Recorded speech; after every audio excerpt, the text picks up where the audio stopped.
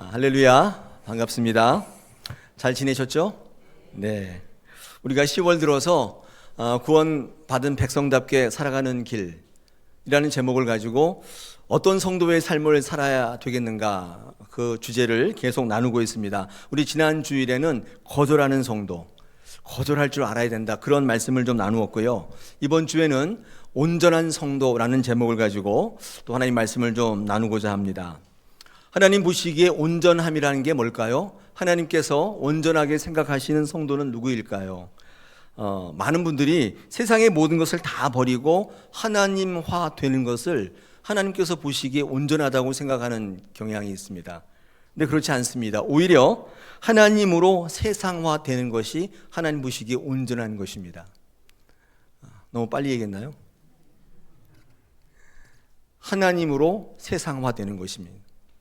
세상의 모든 것 다 버리고 하나님화 되는 게 아니라, 그래서 직장 다니지 말라는 얘기 아닙니다. 사업하지 말라는 얘기 아닙니다. 승진하시고 돈도 많이 버시기 바랍니다. 그런데 하나님의 백성으로 하자는 것입니다. 하나님의 백성으로 승진도 하시고 인정도 받고 부자 되라는 것입니다. 이게 하나님이 원하시는 온전한 성도입니다. 그러므로 우리는 하나님이 어떤 분이신지를 알아갈 필요가 있는 것이죠.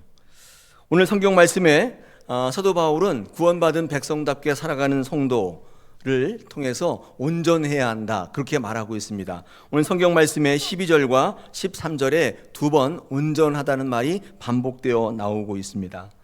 오늘 주시는 말씀을 통해, 설교를 통해 이 사도 바울은 우리가 어떻게 하면 온전한 성도가 될 수 있는지를 세 가지 정도로 오늘 본문에서 우리에게 조언하고 있습니다. 우리 순서대로 같이 한번 나누기를 원합니다. 그 첫 번째는요, 12절에 보니까 13절에 보니까 뭐라고 되어 있냐면, 하나님의 아들을 믿는 것과 아는 것이 하나가 되어야 온전한 성도가 될 수 있다고 우리에게 조언합니다. 이 사도 바울의 이 조언에는 어떤 의미가 숨어 있냐면, 신앙에는요 두 가지 있다는 것이죠. 믿는 것과 아는 것, 두 가지가 있다는 것입니다. 온전한 성도가 되기 위해서 제일 먼저 요구되는 신앙은 이 두 가지가 하나가 되어야 한다고 말씀하는 것입니다. 자, 그렇다면 믿는 거, 아는 거, 이게 어떤 관계 속에 있는 것인가를 좀 아실 필요가 있겠습니다. 여러분, 믿음과 지식은 어떤 의미에서는 다른 것처럼 보이지만 똑같은 겁니다. 믿는 것과 아는 것은 하나인 것입니다. 요즘 많은 성도들이 지식이 없는 신앙생활을 하는 경향이 있습니다. 알아가려면 힘들잖아요. 학교에서 공부하는 것도 힘든데, 주식 공부하기도 힘든데, 뭐 여러 가지 아는 것도 힘든데 성경까지 알아야 되냐? 내가 그것까지 공부를 해야 돼? 이렇게 생각하는 분들이 있어서 구원은 받고 천국은 가야 되니까 신앙은 하는데 지식이 없는 신앙을 하게 되는 것입니다. 여러분, 지식이 없으면 거의 100% 자기가 하는 방식대로 신앙합니다. 우리 이걸 전문 용어로 이단이라고 합니다. 자기 방법대로 하는 거, 하나님께 벗어난 거죠. 우리는 그것을 이단이라고 이야기할 수밖에 없죠. 여러분, 믿음과 지식은 다른 것처럼 보이지만 하나예요. 이유가 뭐냐면 동일한 목표를 추구하고 있기 때문입니다. 이 믿음과 이 지식은 구원을 향해 나가고 있는데, 이 믿음과 지식이 궁극적으로 추구하며 거쳐야 될 과정이 행함입니다. 이 행함을 추구하고 있어요. 그러니까 믿음도 행함으로 가는 것이고 지식도 행하기 위한 거예요. 궁극적으로 이것이 구원으로 달려가는 것입니다. 여러분, 우리가 믿으면 행함으로 드러날 수밖에 없습니다. 믿는 이유는 사실 그런 의미에선 행하기 위한 것이죠. 마태복음 7장 21절에서 뭐라고 얘기하냐면, 예수님께서 나더러 주여 주여 하는 자마다 다 천국에 들어갈 것이 아니요 다만 하늘에 계신 내 아버지의 뜻대로 행하는 자라야 들어간다 말씀하면서, 이 천국에 가는 구원의 믿음은 행하는 것이다 라고 말씀하고 있습니다. 우리가 믿는 것은 행함을 통해서 구원받기 위한 거예요. 공동적인 목표가 있어요. 알아가는 이유도 사실은 행하기 위한 거예요. 호세아 4장 6절에서 내 백성이 지식이 없어 망한다, 구원을 못 받는다, 이렇게 얘기하죠. 구원을 못 받는 이유가 행하지 않는 건데, 행하지 않는 기본적인 이유가 지식이 없다는 거예요. 호세아 선지자는 북이스라엘이 망하기 직전 굉장히 혼란한 시대에 활동했던 선지자입니다. 그런 시대적 분위기에서 그가 선지자로서 외쳤어요. 뭘 외쳤냐면 붕을 외친 게 아니라, 회개를 외친 게 아니라 놀랍게도 호세아는 지식을 외치고 있습니다. 이제라도 늦지 않았다는 거예요. 알아가자는 거예요. 그게 구원받는 길이라고 소개하는 것입니다. 호세아 선지자는 그 당시 북이스라엘이 그릇된 예배를 하고 우상 숭배를 하고 제 멋대로 사역하는 등등 많은 문제점들이 있었는데, 이 문제점들의 기본적 원인이 뭐냐면 지식이 없었기 때문이라고 보고 있는 것입니다. 호세아 선지자는 이스라엘 백성들이 하나님 앞에 바르게 행하지 못하는 이유를 그 지식 없는 데서 찾고 있어요.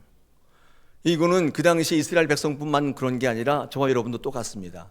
우리가 바른 신앙하지 못한다면 예배하지 않아서가 아니에요. 기도하지 않아서가 아니라 하나님을 아는 지식이 없기 때문이에요. 어떻게 하는지를 잘 몰라요. 예배는 하고 기도는 해야겠는데 어떻게 할지 모르니까 그냥 내 마음대로 하는 거예요. 내가 원하는 대로, 내가 본 대로, 우리 할머니 할아버지가 한 대로, 주변에 있는 많은 사람들이 뭐 그렇다고 하는 대로 하는 겁니다. 그렇게 하는 거예요. 그래서 제일 처음에 이 온전한 성도가 되기 위한 조언이 아는 것과 믿는 게 이게 하나가 될 수밖에 없다라고 말하면서 믿음과 지식의 상관성을 이야기하고 있습니다. 자, 그렇다면 믿음이 뭔지 지식이 뭔지 조금 더 자세하게 살펴보겠습니다. 이런 믿음이라는 게 뭘까요? 믿음은 이 구원의 원리예요. 믿음으로 구원받잖아요. 많은 사람들이 믿음을 생각할 때 믿는 거라고 생각합니다. 그래서 믿음은 믿는 사람들의 내적인 원리라고 생각하는 경향이 있는데, 이 내적인 원리라는 게 무슨 말이냐면 믿음은 내 마음의 문제다, 또는 내가 갖고 있는 신념이다, 내가 가지고 있는 성향이라고 생각합니다. 이게 내적인 원리예요. 믿음은 내 안에서, 마음에서 일어나는 거라는 거예요.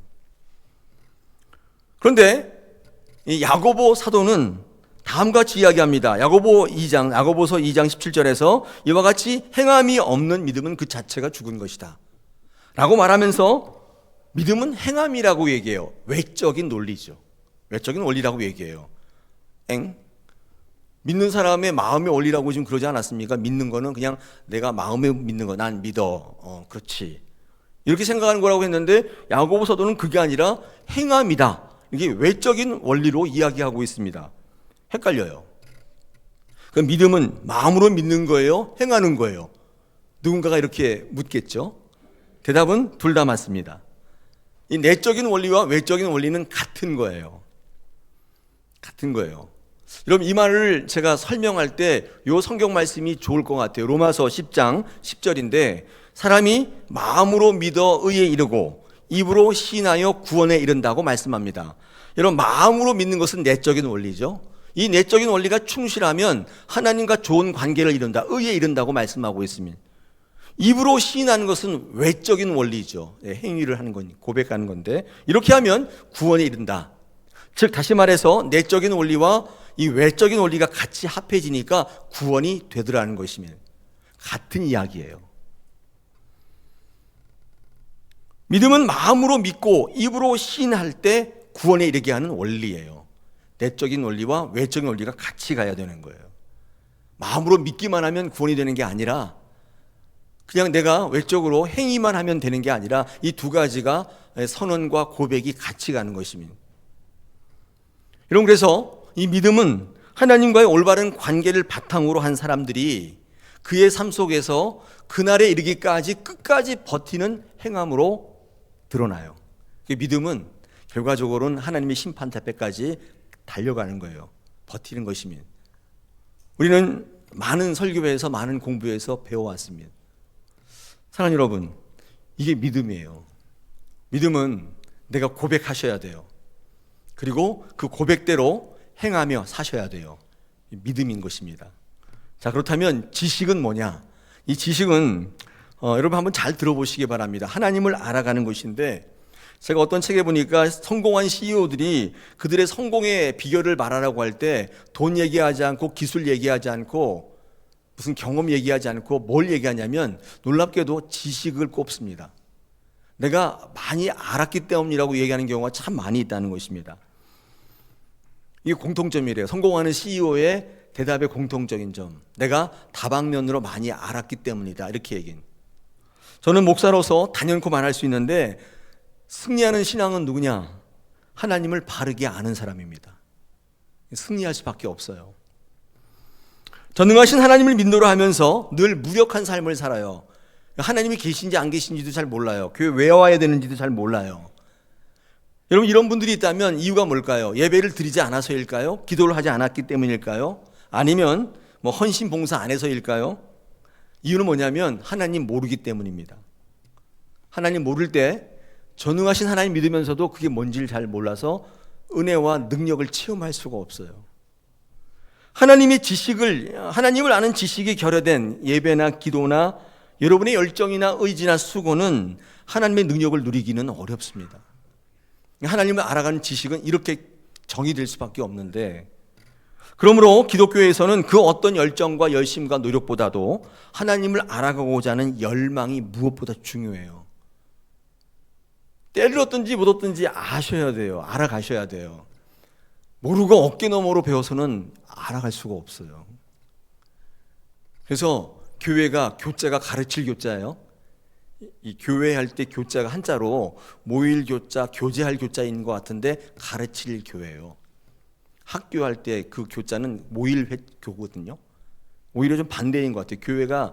교회가 가르칠 교자를 쓴다는 거 여러분 유념하셔야 돼요. 교회는 가르치고 배우는 데예요. 모여가지고 즐겁게 노는 데가 아니라 모임이기도 하지만 가르치고 배우는 곳입니다. 이런 말씀이 있습니다. 가르치라, 가르칠 게 없으면 배우라, 또 가르치라, 또 가르칠 게 없으면 또 배우라. 이게 교회의 모토입니다. 자꾸 알아가시는 것이면, 알아가지 않으면 그 자리에 세상 것이 계속 채워져요. 우리의 신앙 안에서 세속화되는 것입니다. 교회 안에서 세상의 것을 답습하게 되는 것입니다.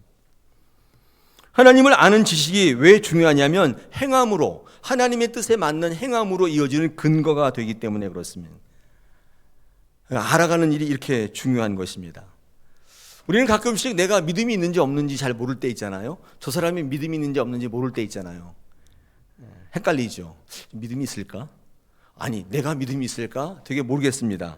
근데 헷갈릴 것도 없어요. 이런 믿음이 있는지 없는지 어떻게 알 수 있어요?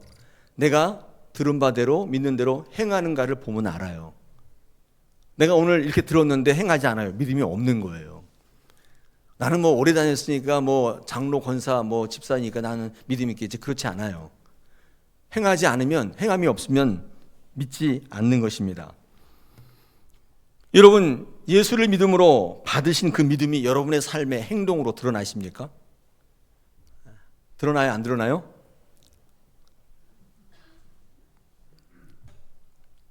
이렇게 물으니까 어떤 분이 이렇게 얘기합니다. 알고는 있습니다. 알고는 있습니다. 그게 많은 분들의 항변이에요. 여러분, 그러나 우리의 믿음은요, 얼마나 많이 알고 있는가가 결정하는 게 아니라 우리의 믿음이 얼마나 신실한가는 우리가 얼마나 많이 알고 있는가가 드러나는 게 아니라 얼마나 행하고 있는가가 드러나는 것입니다. 그게 믿음의 바로미터예요. 여러분, 이런 이유 때문에 목사보다 어떤 성도님의 믿음이 더 좋은 경우가 많아요. 목사는 아는 사람이에요. 행하지 않을 경우가 좀 있어요. 근데 어떤 성도는 아는데 행해요. 그래서 목사보다 어떤 성도님의 신앙이 더 좋아요. 그런 경우 왕왕 발견하게 됩니다. 왜 그러냐면 우리의 믿음의 척도는 얼마나 많이 아는가가 아니라 얼마나 그것을 행하는가에 있기 때문에 그렇습니다. 그러므로 믿음은 내 머릿속의 개념이나 지식에서 정의할 수 있는 게 아니라 사실 우리의 삶에 드러나는 부분으로, 행위로 정의할 수 있습니다. 알면 됐다. 이거는 사단의 논리라고 말씀드릴 수 있습니다. 사단은 우리에게 뭐라고 하냐면 그냥 아는 것으로 끝나라, 이렇게 얘기합니다. 그렇게 살 필요까지는 없다. 바쁘고 힘들고 한 일도 많은데 급하지도 않은데 현실적이지도 않은 일에 시간 내서 실제로 그렇게 살 필요가 뭐가 있냐. 알면 됐지. 예수님은 구원이다. 알면 됐지. 주일에 교회 오라. 교회 그냥 알면 됐지. 급한 일인데 꼭 그렇게까지 하면서 굳이 그렇게 하면 살 필요가 있는가? 아는 것으로 됐다. 이렇게 사단이 우리에게 유혹하는 것입니다. 여러분, 사단의 유혹에 빠지게 되면 어떤 신앙이 되냐면 아는 것으로 그냥 그쳐요. 머리 신앙이라고 합니다. 그냥 머리만 잔뜩 들었는데 개념화되어 있는 거죠. 근데 실제로 행해지지 않기 때문에 이거 머리 신앙이라고 그래요. 행함이 없는 신앙은 그래서 궁극적으로, 행함이 없는 지식은 그래서 궁극적으로 남을 비판하고 정죄하는 공격 신앙이 됩니다. 행함이 없기 때문에 그 지식이 어떤 거인지 체험을 못 해봤기 때문에 이 지식을 가지고 계속 누군가를 공격해요. 그런 신앙이 된다는 것입니다. 행함이 담보되어야 이 믿음은 헌신의 근거가 되고 희생의 동력이 되는 것입니다. 믿음이 궁극적으로는 행해지는 것이고 이 지식도 마찬가지로 행함으로 가고 있다는 것입니다. 제임스 패커라는 유명한 신학자였어요. 복음주의 신학자인데 이분이 쓴 책 가운데 하나님을 아는 지식이라는 책이 있습니다. 거기서 그는 악한 사람, 악인을 어떻게 정의하냐면 나쁜 일 많이 한 사람으로 하지 않고 살인하고 이런 사람이라고 하지 않고 악한 사람, 악인을 어떻게 정의하냐면 하나님을 모르는 사람이라고 정의합니다. 하나님을 아는 지식과 관련해서 하나님 앞에서의 악인이 누구냐? 하나님을 모르는 사람이에요. 자, 그런 차원에서 제임스 패커가 두 가지의 악인을 얘기하고 있는데 그 첫째가 하나님을 전혀 모르는 사람, 이걸 우리가 불신자라고 해요. 하나님 들어보지도 못했어요. 그런 사람도 있잖아요.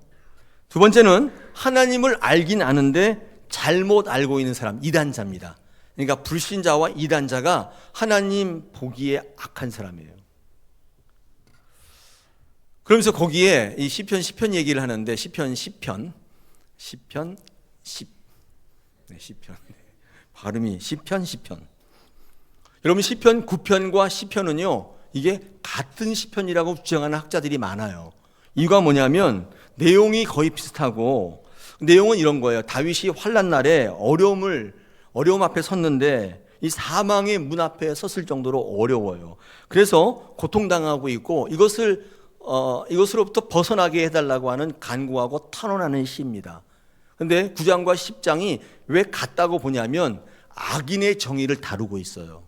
근데 9장에서는 어떤 악인을 얘기하냐면 하나님을 전혀 모르는 대적자들이에요.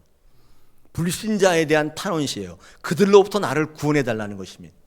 근데 시편으로 가게 되면 거기는 약간 좀 달라요. 거기서 말씀하는 악인이라는 것은 하나님을 전혀 모르는 악인이 아니라 이방인들을 이야기하는 게 아니라 하나님을 오해하고 있고 하나님을 잘못 알고 있고 잘못 믿는 사람들에 대한 탄원시예요. 그러니까 시편 9편과 시편이 원래 한 시편이라고 얘기하는 이유입니다. 여기서 이 시편의 기자는 하나님 앞에 범죄하는 경우, 하나님 앞에 악인이 어떤 사람이냐면 두 가지로 나눈 거예요. 제임스 패커처럼 하나님에 대해서 무지해서 하나님을 전혀 믿지 않는 경우, 아예 하나님 자체를 모르는 경우, 이거 선 아닙니다. 이거 악이에요. 전 몰랐는데요. 모르는 게 악이에요. 죄예요. 두 번째가 뭐냐면 하나님을 알긴 아는데 잘못 알고 잘못 믿는 경우예요. 나름대로 믿어요. 자기의 방법대로 믿는 거예요. 이렇게 하면 되겠지. 아유, 배울 것도 많은데 무슨 교회에서 뭘 배워? 그냥 내가 아는 대로 하면 되지. 여러분, 그래서 실제로 성경 공부해 보면 깜짝깜짝 놀랄 때 많아요. 자기의 정의를 가지고 신앙하는 분이 굉장히 많습니다. 여러분, 제임스 패커나 다윗이나 시편에서 그를 악인으로 보고 있다는 사실은 주목해 볼 필요가 있어요. 우리는 하나님 앞에 언제 악인이 되느냐, 언제 범죄하느냐 몰라서이기도 하지만 잘못 알고 하는 경우가 여기 포함되고 있다는 사실을 기억하십시오. 제가 목회를 해보니까 모르는 경우보다 잘못 아는 경우가 이 구원의 백성답게 살아가는 때가 더 어려울 때가 많아요. 모르면 그림을 그리면 돼요. 하얀 백지에다가. 근데 그 백지에다가 뭔가를 잔뜩 그려놓으면 이거 지우개로 지우다가 도화지 찢어집니다. 잘 지워지지가 않아요. 여러분, 그래서 교회가 왜 가르치는 곳인지를 여러분 아실 필요가 있죠. 교회는 옳은 것을, 바른 것을 선포해야 되는, 뭐 인기가 없고 뭐 어떻게 하더라도 바른 것을 선포해야 돼요. 그래야 그분이 구원을 체험할 수 있는 것입니다.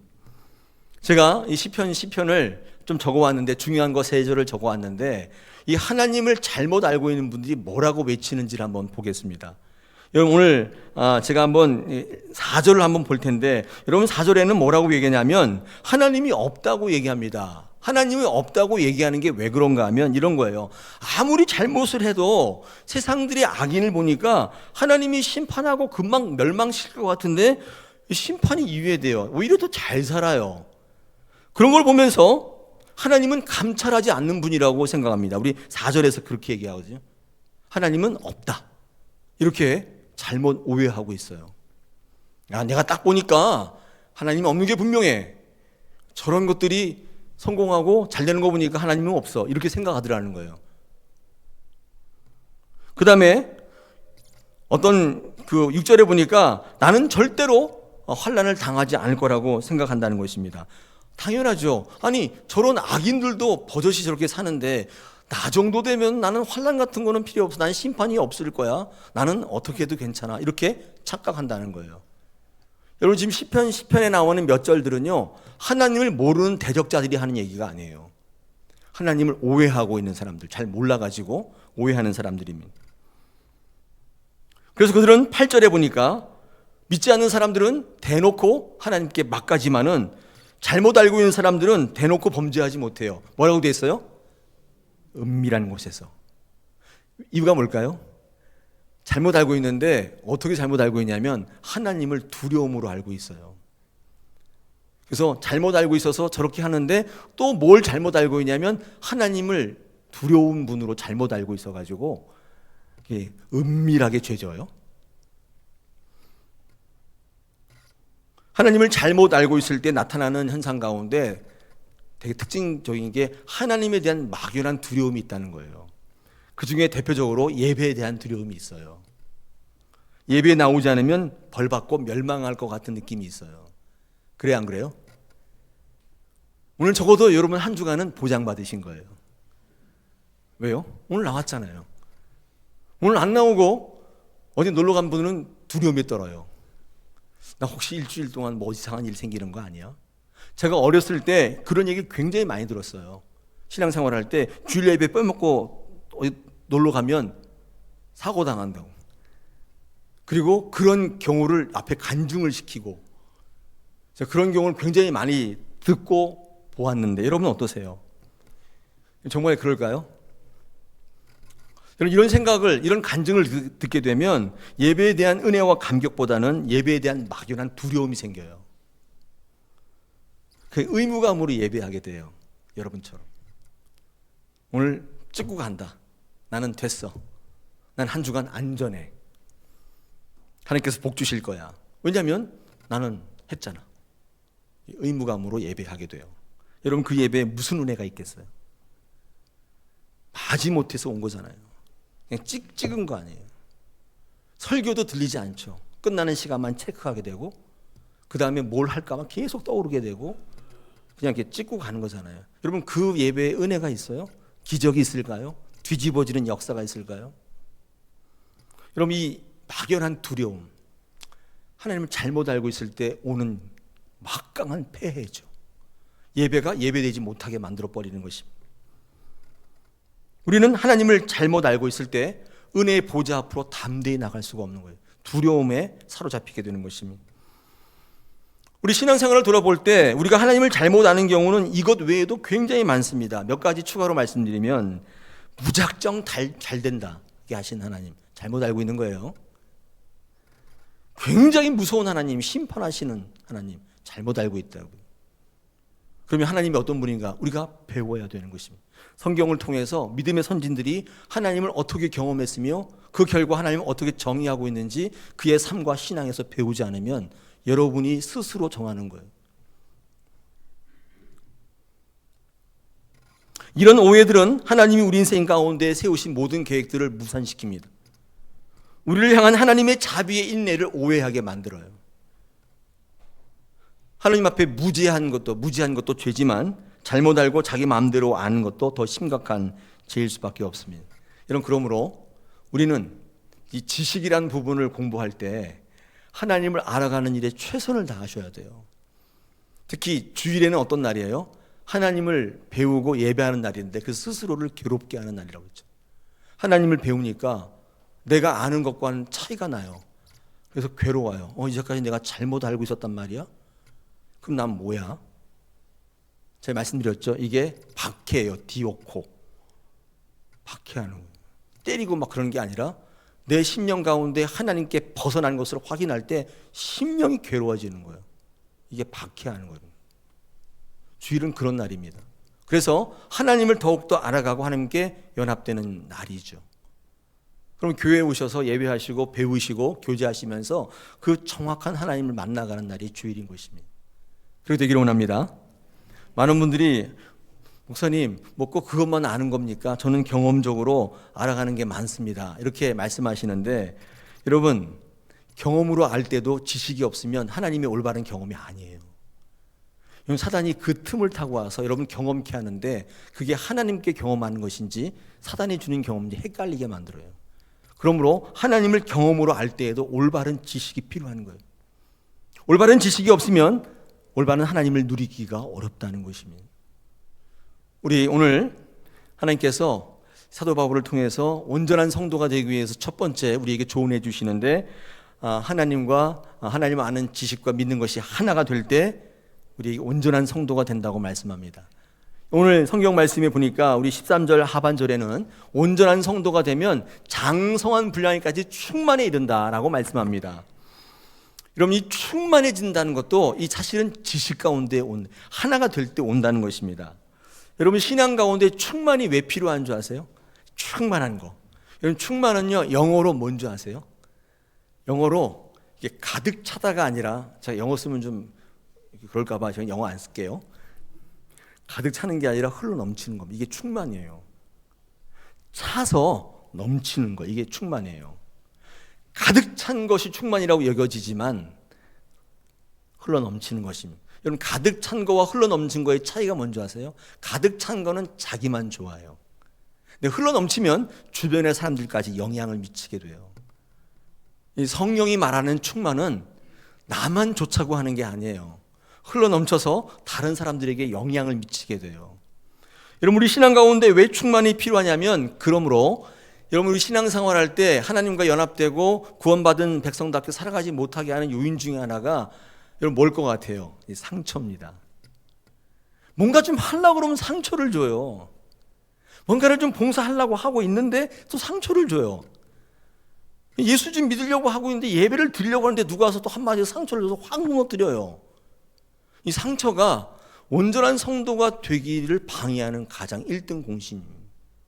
여러분 충만이 왜 필요하냐면 충만하면 상처를 안 받아요. 제가 어떤 목사님의 칼럼을 읽게 되었는데 거기 보니까 이런 얘기가 있습니다. 한번 소개해 드릴게요. 깡통 신앙과 쐐기둥 신앙이 있대요. 이런 깡통과 쐐기둥의 공통점은 쇠예요. 쇠. 이 공통점인데 차이가 있다면 깡통은 속이 비어있고 쐐기둥은 속에 쇠둥구리로 가득 차 있어요. 여러분 이게 얼마나 큰 차이냐면 이 깡통은요 발로 차면 찌그러져요. 이유가 뭔지 아시죠? 이유가 뭐죠? 속이 비어있기 때문에 그런 거예요. 찌그러지는 것은 상처를 받는 거예요. 모양이 이렇게 외부의 압력과 어떤 두드림이 이렇게 찌그러지는 거죠. 그래서 모양이 바뀌어요. 나중에는 쓰러진다고요. 근데 여러분 쐐기둥은 발로 찬 사람의 발이 아파요. 약간의 스크래치는 나는데 무너지거나 찌그러지는 일이 없다는 것입니다. 아마 이런 차원에서 이 얘기를 한 것 같아요. 어떠십니까? 교회에서 상처를 받는다면 내 안이 충만치 않은 거예요. 찌그러지는 거예요. 근데 충만하면 하나님으로 가득 차와 있으면 그냥 좀 발로 차도 아프긴 한데 찌그러지진 않아요. 무너지지도 않는단 말이죠. 저는 이 논리를 좋아합니다. 여러분 상처는 어떻게 해볼 수가 없어요. 지금도 상처 때문에 고통받는 이들이 제가 아는 사람도 몇 있어요. 지금 우리 교회도. 우리 교회 아닌데도 많은 분들이 저한테 전화해서 상담하시는 분들이 교회 상처받고 사람의 상처받고 그래서 교회를 다니냐 마냐 예수를 믿어야 되냐 이런 상담을 하시는 분이 많아요. 근데 그 얘기를 들을 때마다 좀 안타까운 게 여러분 안을 좀 충만히 채우시면 어떨까요? 그러면 상처가 없는 건 아니지만 덜해요. 찌그러지진 않아요. 스크래치는 나죠. 아픈데 근데 그 피해가 심각하지 않아요. 지금도 사단은 여러분을 발길로 차고 날립니다. 찌그러뜨려서 쓰러뜨리게 만들고, 궁극적으로는 쓰러지면 어떻게 해요? 깡통이나 쐐기둥이 굴러가잖아요. 어디로 굴러가요? 저 낮은 곳으로 굴러가잖아요. 쓰러뜨리려고 하는 것입니다. 오늘 성경 말씀에 온전한 성도가 되기 위해서 믿는 것과 아는 것이 하나가 되어서 장성한 분량까지 성장해서 충만하라 이야기한 것은 정말 그 상처로부터 여러분 지키려고 하는 거예요. 할렐루야. 네, 오늘 성경 공부에 차고 넘칠 줄로 믿습니다. 진짜요? 네, 할렐루야. 네, 여러분 두 번째 조언이 있습니다. 그건 뭐냐면 오늘 그죠? 14절에 보니까 어린아이처럼 되지 아니해서 어떻게 해요? 사람의 속임수와 간사한 유혹에 빠져 온갖 교훈의 풍조에 밀려 요동하지 않게 하기 위함이다. 그러니까 어린아이처럼 되지 마라. 이게 온전한 성도가 되는 이제 길이에요. 여러분, 어린아이가 되지 않는다는 건 다른 말로 뭘까요? 어른이 된다는 뜻이겠죠. 어른이 된다는 것은 다른 말로 하면요, 버린다는 뜻입니다. 성경에는 이게 굉장히 많이 쓰이는 의미예요. 어린아이가 되지 않고 버린다는 거예요. 자기 어린아이 때 일을 버리는 거예요. 이게 성장하는 것이고 어른이 되는 것입니다. 그러므로 온전한 성도가 되려면 반드시 자라나야 돼요. 그게 중요한 두 번째 조언입니다. 어린아이가 어른이 될 때 공통적인 특징이 뭐냐면 어린아이 때 가치가 있던 것들이 어른이 되면 없어져요. 제가 일부 예배 때 그런 얘기 했어요. 지금 딱지와 구슬이 좋은 분이 있어요? 여러분 가방 검사 한번 해볼까요? 예. 제가 신방 갔는데 제 신방 가방에 딱지가 이만큼 있어요. 그래서 어떤 성도님에게 딱지를 세서 이거 드리겠습니다. 여러분 그럼 저 정상인가요? 저 어디 가야 돼요? 어디요? 정신병원에 가야 한다고 얘기하시는데 제가 그러고 다니면 저는 여를 어른으로 보시겠어요? 아니 저 사람 나이가 지금 몇 갠데 지금 저 딱지를 들고 다니지? 틈만 나면 제 교육자실에 앉아서 딱지 세면서 글로 이렇게 하면서 혼자 놀고 있다면 그를 보는 여러분의 근심은 어떻겠어요? 큰일이로다. 큰일이로다. 그러지 않겠어요? 어른이 되는 것은 어릴 때의 가치가 버려지는 것입니다. 버리는 거예요. 여기 두 가지 특징이 있는데 첫째가 버리는 거예요. 여러분 어릴 때의 가치, 세상의 가치가 버려지는 것입니다. 신앙의 성숙이 일어나면 세상에 좋던 것들이 더 이상 좋지 않아져요. 에이 목사님 그런 일이 어디 있어요? 여러분 진짜 그래요. 무가치하다는 게 아니라 가치 우선순위에서 그게 최고가 아니게 돼요. 필요하지만 정말 필요한, 정말 귀한 게 따로 있게 되는 것입니다. 이게 신앙의 성장을 이뤘다는 중요한 특징 중에 하나입니다. 두 번째는 뭐냐면 여기 화면에 보시면 이 평면적으로 살다가 입체적으로 되었다. 제가 써놨는데 제가 어떤 칼럼에서 읽었는데 이게 무슨 말이냐면 여러분 어린아이들은요 평면으로 살아. 이게 평면이 뭐냐면 이게 평면이에요. 이렇게 이거를 이렇게 바닥에 놓으면 이게 평면이잖아요. 앞에 이거밖에 안 보이잖아요. 이 평면에 있거든 뒤에가 안 보여요. 이 뒤에 것을 보려면 이게 일어나야 되죠. 이렇게 돌아야 돼요. 그래야 뒤가 보이죠. 그럼 이게 성장하게 되면 평면적인 사고에서 입체적 사고로 바뀌어요. 이게 무슨 말이냐면 예전에는 앞밖에 못 봤는데 그 이후부터는 뒤가 보이는 거예요. 이게 입체적인 사고예요. 하나님 앞에 성장이 되면 내게 왜 그런 일이 일어나는지를 알게 돼요. 왜냐하면 뒤가 보이기 때문이에요. 여러분 어른은 어떤 존재냐면 이면을 보는 존재입니다. 어린아이는 앞밖에 못 봐요. 근데 어른이 되면 이게 이렇게 일어나서 돌기 때문에 이런 일이 있었네. 하나님께 내게 고난을 주시는 이유는 이거였네. 이걸 알게 되는 거예요. 이게 입체적 사고예요. 여기 앞에 그림 보십시오. 제가 여러 번 말씀드렸는데 이게 성냥개비 6개 가지고 정삼각형 4개를 만들라. 이거는요 입체적인 사고만 풀 수 있어요. 평면적으로 저렇게 놓고 아무리 맞춰봐야 딱 1개가 모자라요. 정삼각형 4개가 안 나와요. 근데 다음 그림 이렇게 하면 나와요. 삼각부를 만들게 되면 4개가 나와요. 밑에 하나, 양쪽에 3개. 정삼각형 4개가 딱 나오거든요. 무슨 말이죠? 성장하지 않으면 평면적인 사고를 가지고는 절대로 이해할 수 없는 세계가 있어요. 신앙이 그렇습니다. 절대로 평면적인 사고를 가지고는 하나님을 이해할 수 없어요. 풀리지가 않아요. 아무리 맞춰보세요. 안 나와요. 입체적인 사고로 바뀔 때 이해가 되는 것입니다. 여러분, 하나님은요, 우리가 알지 못하는 뒷이면에서 역사하실 때가 많아요. 우리 눈앞에 있는 것으로 역사하는 게 아니라 보이지 않는 가운데 계세요. 하나님은 측량할 수가 없다고 되어 있습니다. 그 하나님을 만나려면 어떻게 해야 돼요? 여러분의 모든 계획에 하나님을 끼워 넣으실 때, 그때 입체적으로 되는 거예요. 그때는 내 인생 가운데 풀리지 않은 많은 일들이 비로소 이해되기 시작해요. 아하, 그렇구나. 아하, 그래서 그러셨구나. 이걸 알게 돼요. 얼마나 끝내주는 거예요. 다른 사람은 그것 때문에 고민해서 죽을 지경이에요. 근데 나는 콧노래가 나오는 것입니다. 여러분, 그게 다윗의 시편 아니에요? 평면적인 사고를 가진 세상은 성도를 이해 못해요. 평면적인 사고를 가진 성도는 하나님을 이해할 수가 없는 것입니다. 여러분, 다니엘 같은 사람 보시죠. 다니엘 같은 사람은 왕이 주는 좋은 음식을 거부합니다. 편한데 거부해요. 좋은데 거부해요. 여러분, 세상의 관점에서 볼 때 미친 거죠. 좋은 건데 거부하면 미친 거 아니에요? 편한 건데 거부하면 미친 거 아니에요? 왜 거부했어요? 우상에게 바치는 음식이기 때문에, 더럽기 때문에 않겠다는 거예요.